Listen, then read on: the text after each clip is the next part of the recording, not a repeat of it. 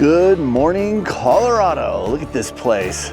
Summertime in Colorado couldn't be more perfect for traveling around in your van. There are so many great free and wild places to camp up here in the mountains. The weather is perfect. It is just beautiful.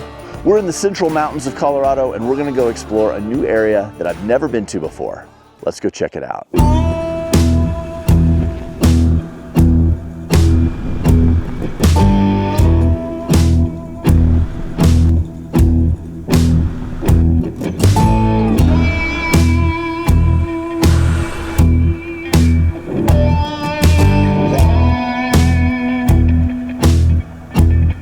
Okay, I'm driving out of the campsite this morning and there's a few other campsites here too. I noticed a tent that was kind of collapsed and I thought, well, maybe somebody went off for the day, their tent got windy, it blew it over and it's just waiting for them to come back. And now this morning, I'm back at the same spot because I have to pass it as I drive out of the campground. It is now clear to me after no one came here last night that all this stuff has just been left as trash. Now, unfortunately, this is something that I see not all the time, but I do see it from time to time. Now, in this case, this camp has a tent, a cot, some other random stuff sacks and things. Looks like sunscreen, and they've just driven off and left this pile of trash here for someone else to deal with. And that is terrible. That's a terrible way to treat our public lands. It's a terrible way to treat nature.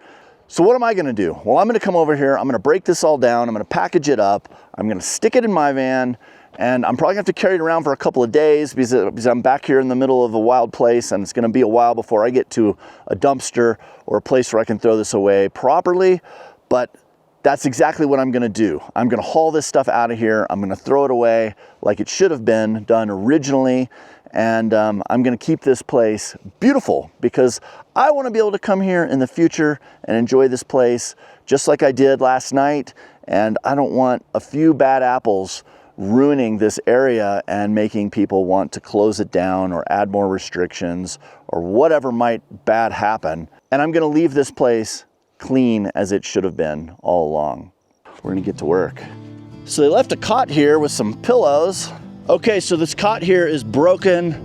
There's a little bottle of whiskey. This might have had something to do with why they left all this stuff here. Pack that out of here.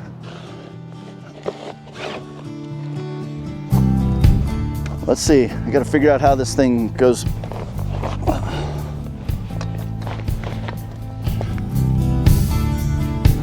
Here's their camp chair. Looks broken too.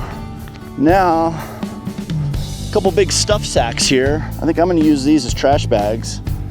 I'm gonna put stuff in them. Here's the rain fly for their tent. It's in pretty bad shape. And this must be the fly for this tent over here. Who knows how long this stuff's been sitting here? It's all really sun bleached, you know, it's in bad shape. Probably why they left it. Look, here's a lighter. Lighter still works. I'll put that in my repair kit. All right, now we got this tent. All right, I'm always kind of scared when I go poking around in these tents because I don't know what I'm gonna find inside of them. This one feels, I guess I should look before I pack it up. I'm always kind of scared I'm gonna find like hypodermic needles or something in there that might poke me. Man, this zipper's all jammed. Look at here.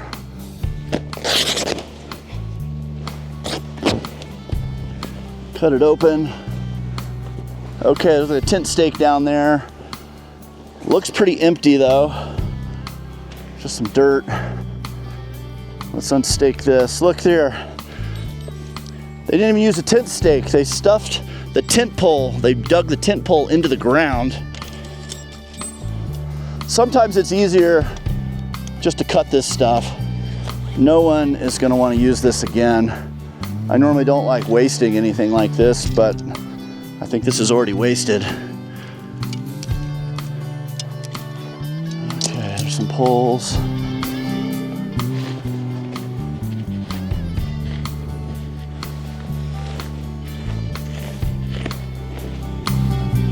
right, and this is just a mess, so I'm just gonna cut this. All right. A couple more tent poles. These are all broken. The shock cord's broken out of them. The poles are all discombobulated.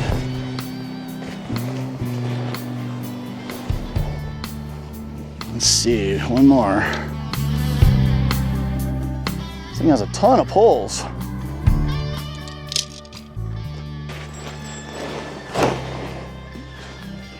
More. Okay, I'm gonna try to jam this into this other stuff sack. If I can get the tent and these poles in this bag, then I can just strap this to the roof of the Revel, and that'll be a good place for it to ride for a couple of days till I make it to a proper dumpster. Maybe this will hold all these pole sections. Break all these down.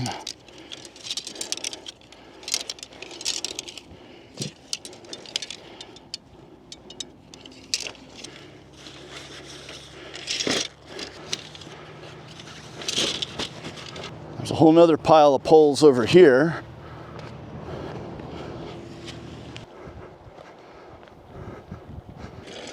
Whoa, more tent stakes in this bag and tent poles. There's a ton of clay pigeons. Somebody was shooting these, I guess. And you know, these do biodegrade. They kind of leave a mess. They're orange and they're ugly, but they do biodegrade over time, so I'm not as worried about that as cots and tents and pillows and blankets and big stuff sacks. See a bunch of clay pigeons up here, but that's about it. Okay, I think that's most of it. And let's get this stuff on the roof. So I've got a few of my cam straps here. I'm gonna strap it all down up there. Hopefully it'll ride. Oh, by the way, my friend Mike from Phoenix, Arizona, gave me this ladder. He had this ladder, he didn't need it, he wasn't using it. He's like, hey Peter, I see your old ladder, it's pretty beat up, pretty scuffed up and in bad shape. How would you like this new Alvin's ladder? I was like, man, I love Alvin stuff. So yes, I would love it if you're not using it. Well, at Overland Expo West, he brought me this ladder and I installed it there in Flagstaff, and it is an amazing ladder. This thing is so solid, and just like right now, it's gonna be really helpful for me to get up onto the roof and strap all this trash down. So big thumbs up, Mike. I really appreciate it. Thank you so much.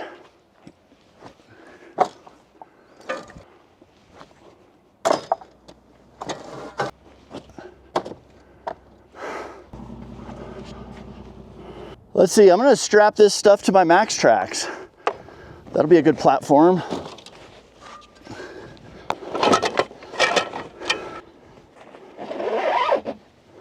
All right, I got the two big bags with all the soft stuff in them, mostly. I think I'm gonna try to just put this in my kayak. I hate it when my kayak turns into a trash can, but let me see if I can stuff this one in the other footwell. Yeah, I don't think that'll come out. All right, that should ride. Hopefully that'll get us into town where we can throw this in a dumpster. And look at this place. This is how a campsite should look when you're done. Oh, we forgot the sunscreen over there. We got to grab that. This is going to be great for the next person who comes to stay here. All right, I think this looks a lot better. This is how it should look. Glad we could help. Now let's get on to doing what we were going to do today. Go enjoy these mountains.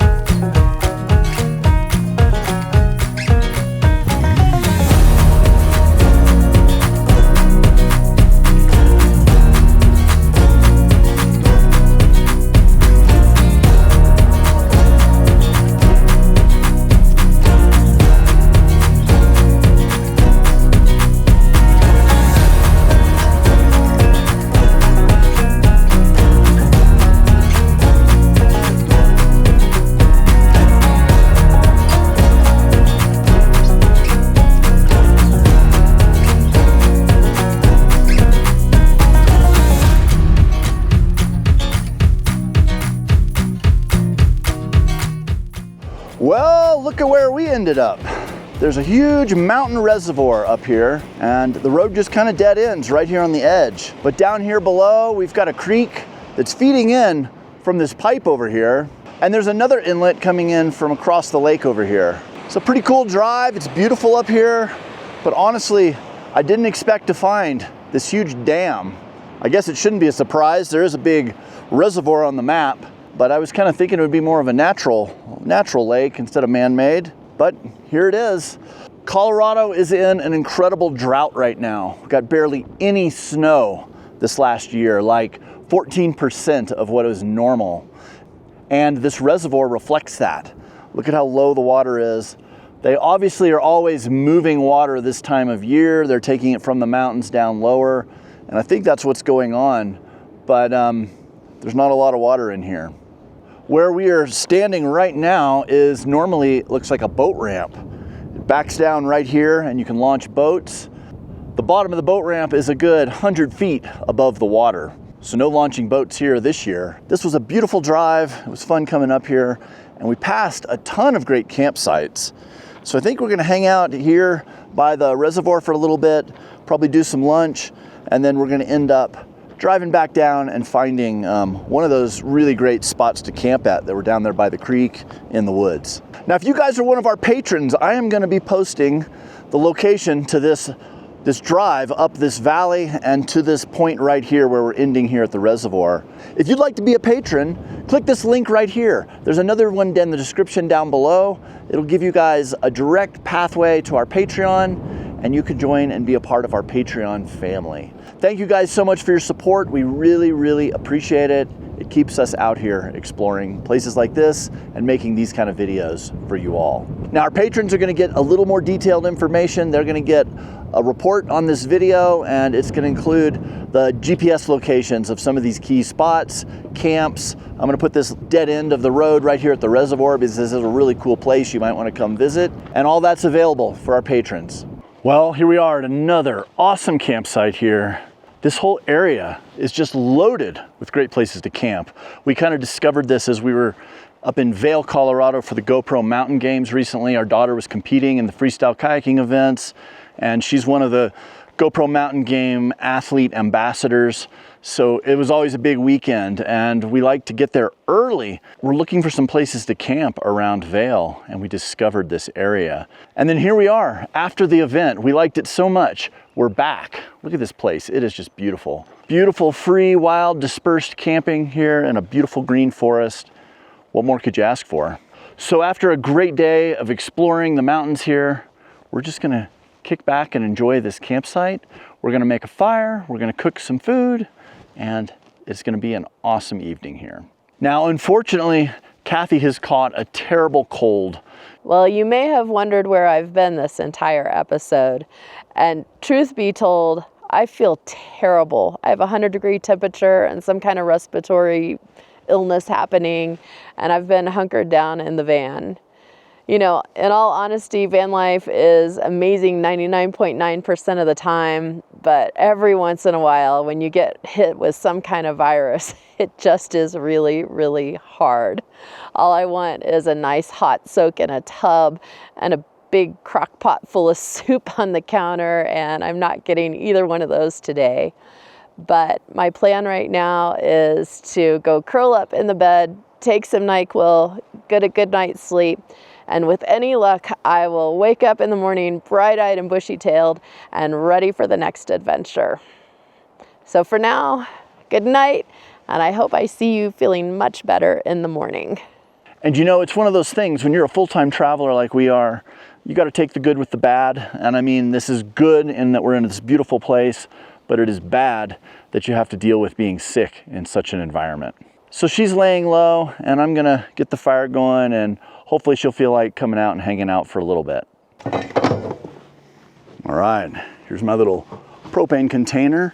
This thing is nice and small and cute, and I've only filled it up once since February, and it's still running.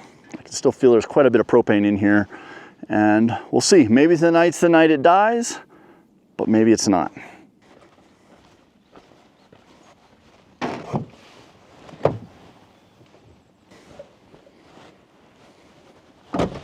Here's the other part. This is my lava box. This thing is a great campfire alternative. I think it's better than a campfire in that this thing runs off of propane, which you do have to go fill up the propane, which is the one detriment to this whole system. But once you've got this going, it's a clean fire. You turn it on, you turn it off. There's no embers to create wildfires. There's no embers to burn your jacket. You don't leave the campfire that night smelling like smoke and kind of like an ashtray. I went almost a decade with having maybe one campfire a year, if even that. I probably went 2 or 3 years without making a single fire. And now with the lava box, I am totally enjoying campfires again. Oh yeah, by the way, Lava Box is not sponsoring this video. I just love this unit and find that it's really awesome and I want to share it with you guys. If Lava Box does want to sponsor a video, reach out to me because it would be a very true and heartfelt endorsement. I really enjoy this thing. I might as well show you guys how I do this, I guess. I'm gonna put this down on the ground, down here. And it's so simple. It all comes in this nice bag. And you pull out this regulator and a hose, and this screws onto the propane cylinder. Super easy. There we go. And then the hose just comes up here and screws into one of these 2 fittings on the lava box. Now the cool thing about the lava box is you can cook on it or you can have it as a campfire. It's got a cool little lid here. Put that in there. And then inside of here is just these kind of, I think they're kind of like synthetic lava rocks. Once they heat up, they hold the heat and it just radiates the heat out, which makes this thing really nice to hang out by. Oh, and look here in my pocket. If you remember when I cleaned up the camp this morning, I found this lighter on the ground with all the other trash that we cleaned up. And hopefully I'm not gonna burn the hair off my knuckles, but I'm gonna try to light my lava box with this. Usually I use a lighter with a wand and that works the best, but I think this will work good for tonight.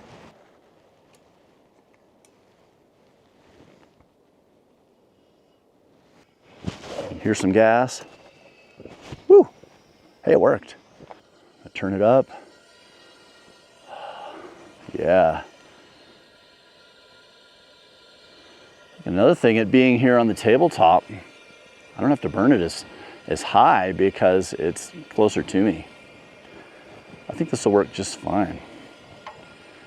So it's just that easy. Flip a switch, light it up, and you have an instant on-demand campfire. Now this thing, I can turn it up really high, and there's no need to me to do that tonight, being that it's just me sitting here. So I'm gonna leave it down about like this. I could probably even turn it down just a hair more. And this will make my propane go a lot longer, but it's putting off a really good amount of heat. It's gonna keep the bugs away. I'm enjoying this thing. It's been great. Okay, so I often get the question in YouTube comments and live in person at different events, how do you find these amazing places to camp? And this is one of the examples. This is a pretty spectacular spot. There's a couple ways. The easiest way to do this is to use the app iOverlander, and it marks a lot of the dispersed camping areas all over the world, really. I mean, we used it the whole way down the Pan American Highway, and it gave us spots from Alaska all the way to the tip of Argentina. So that's a reliable source.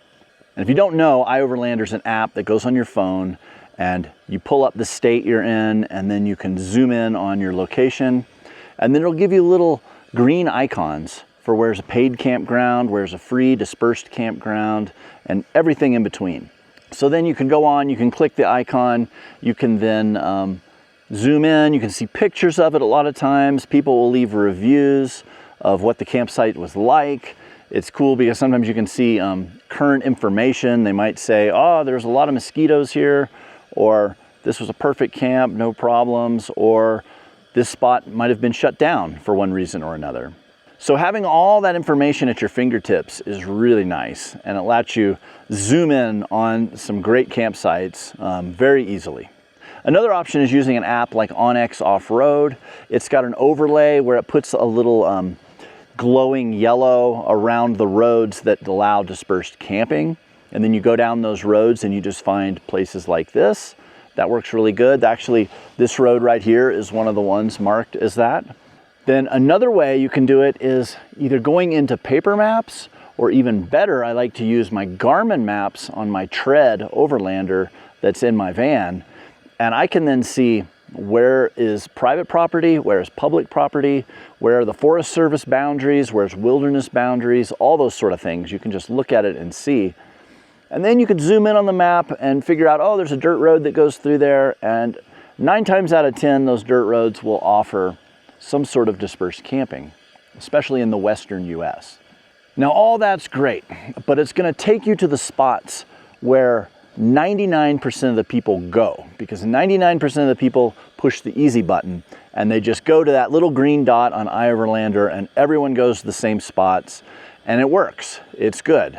But the places that I like to go the most are the places that aren't on the maps, the places where I have to actually go down these dirt roads, look around, find things for myself, and a lot of times you'll find beautiful spots just like this one that aren't marked on the map, that are just there waiting to be discovered.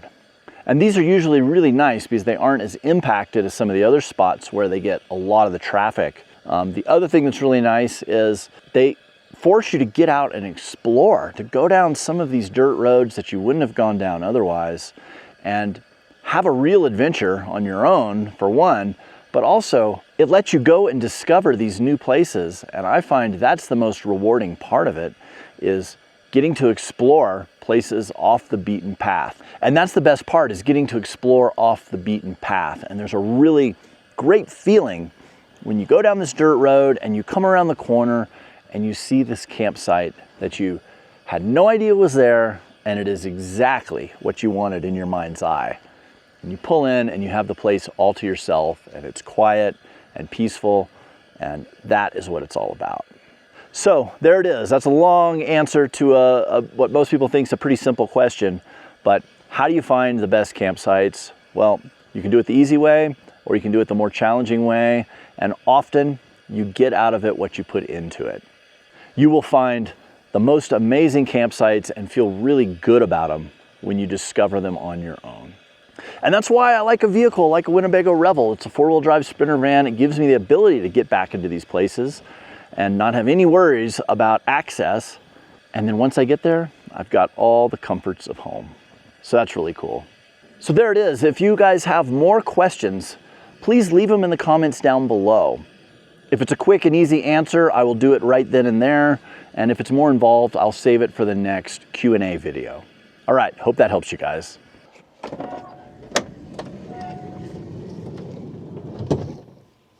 Good morning, Central Colorado mountains. That's kind of a mouthful, isn't it? Well, it was a beautiful, kind of almost chilly night last night.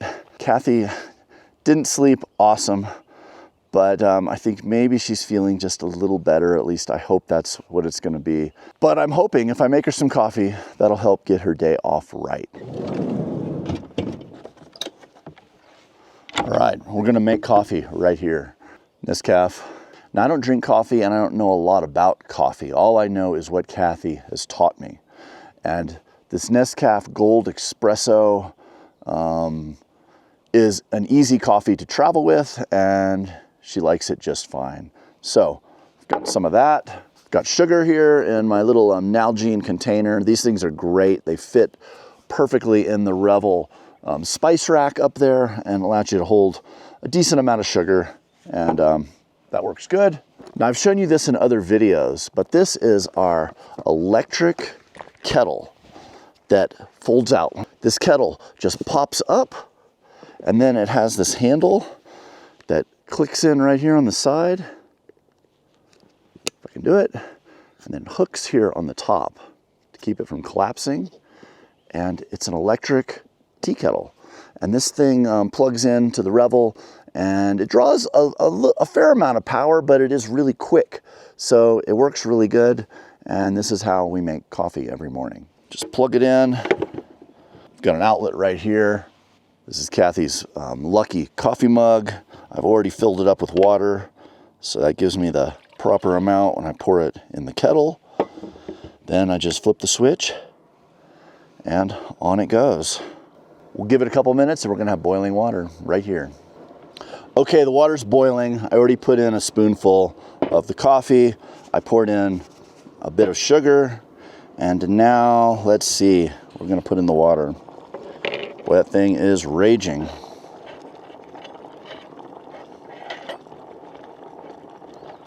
Okay, here we go. Now I've already pre-measured the water, so this should be the proper amount.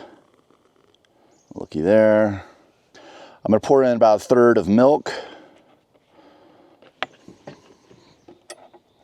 Now, something I've learned recently on my Grand Canyon trip last winter is it is much better to stir things with a knife than a spoon. So I have a knife here. And why is it better? Well, one thing, knives are longer and you can get to the bottom of a cup easier. And the other thing that I think is they're just a nice flat surface and they really swish it around better than a spoon does that's kind of like awkwardly shaped. Now that could be a minor difference in how good it stirs things. But the thing I think I like is just that it's a long, straight thing with a flat side and it stirs really well. The other thing I like about a knife is it's really easy just to wipe it off or to rinse it off really quickly. It's just one big flat surface and it's a little easier to clean than something that's curved. I don't know, probably splitting hairs with that. When I was turned on to this idea of knives make better stirrers than spoons, I was like, oh, that makes total sense. All right, so here it is. Good morning. Oh boy, thank you so much. Let's see, it's just like you like it, I think. So good. Is that good? Thank you. That's great. All right, mission accomplished. Mission accomplished. And I love cooking out here on the Revel's fold-out table. This is one of my favorite places to cook on a nice day. Unfortunately, it's a little breezy, so I'm hoping I don't get too much dust in breakfast. But we're gonna make just some simple cheese omelets, and we're gonna have it with some fresh avocado and maybe a little salsa as well. So let's get on it. So, got some eggs here. So it's Kathy and I think I'm gonna do 2 eggs each, so 4 total. I like using this little nipple for the door that closes to hang my trash bag on when I'm cooking out here, because then I've got my trash in easy reach and I'm not having to worry about it blowing away or anything like that. So that works good. So I'm just gonna crack 4 eggs here. And the 4th egg. All right, let's get these leftover eggs out of the way. All right, I like putting in just a little bit of Lowry's seasoning salt. I like doing these in a bowl, and then I kind of whisk them, stir them up good with a fork. This is such an easy van dish to make here. Get them good and mixed up. Normally, we're getting low on cheese here, but we've got enough to pull it off. I'll take some of this grated cheese. This is just Mexican cheese. Sprinkle some cheese in. And then get the fire going. This is an induction cooktop, so there's no open flame. This runs purely off of our battery system in the Revel. And it's great because we don't need to fill up any propane or do anything like that. As long as we have electricity and energy in our batteries, this thing is ready to cook. So I like that. We've had this for years and it's been a really good system. I like too that this induction stove is portable. I can move it, so I can cook inside or I can cook outside, or I could run an extension cord over here and cook on the table of the picnic table. I like that a lot. Some people in my ARCA video were commenting that, boy, I'd never pay that much for a vehicle that doesn't have a cooktop built into the counter. Well, most of the modern overland style vehicles that are using induction especially aren't building them into the counter because they want to give you that freedom to be able to move your cooktop wherever you want it. And so I see that as a good thing. And it lives in a drawer that's made for the cooktop right below. and that way it's out of the way. Also, a lot of these cooktops are glass on the top, and people were having issues with things falling on them or hitting them and cracking the cooktop. So it's also a little more protected if it's tucked away in a drawer system. All right, so this is heating up nicely. I'm gonna pour this whole thing in. Okay, now I just wanted to cover the pan. Now we're doing more of an omelet style here today, so I am gonna let this cook for a minute. All right, the eggs are thickening up here, and it sure makes it easier to flip this and to get this all one piece. Okay, let's see if we can get this thing loose. Yeah, that's good. It's rolling. Just gotta break it loose on the edges. Sometimes too, I find if you have the edge of the spatula nice and clean, it works better. There we go. Okay, there it is, flip. It worked. Only made a little mess. Okay, now it's easy from here. I'm just gonna let it cook a little more. One of the things I like the most about cooking out of my Revel van is I can be cooking outside in a place like this, but yet 3 steps away, I've got my whole kitchen, everything I need, and it's just really an easy way to operate. Okay, I think this is about ready. Yeah, that looks great. Okay, I'm gonna turn the power off. I usually just unplug this whole unit, that way it can't drain any extra power.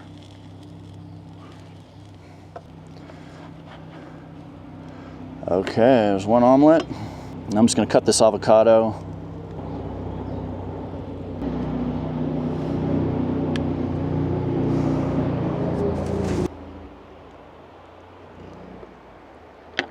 All right, let me just peel this avocado back.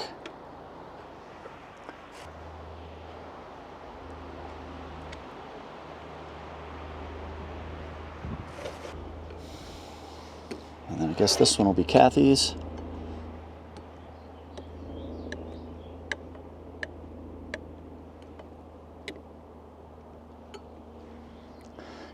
Kathy, you ready for breakfast?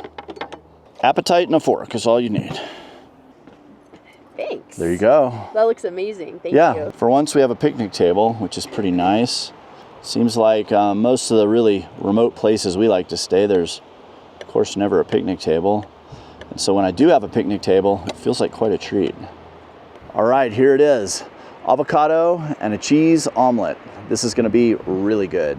All right, let's enjoy our picnic table. All right. Breakfast we gotta eat between the gusts because it is blowing dust through here. I guess that's part of living in paradise. That's delicious, thank you. You're welcome. This is good. What a beautiful spot.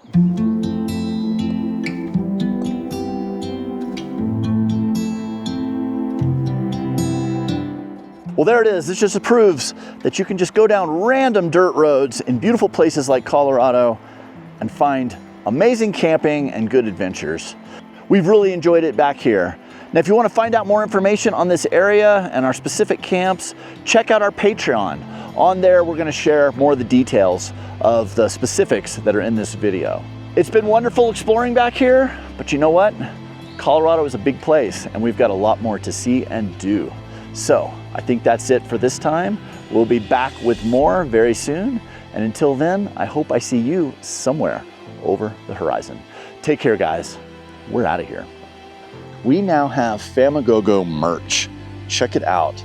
We have this awesome design. Kathy designed this. This is based off of a photograph from the highlight of my highest point of our whole Pan American trip, where we're underneath Cerro Torre, and we've just gotten these incredible views of Patagonia. Now this is available in a hoodie or a woman's hoodie. Here's one of Kathy's. It's a hood. It also can be printed on t-shirts, sun shirts, all kinds of things. And here's one of our other designs that we've had on the store for a little while. You can check out this design and more on the Famagogo merch store. Link is right here and in the description below.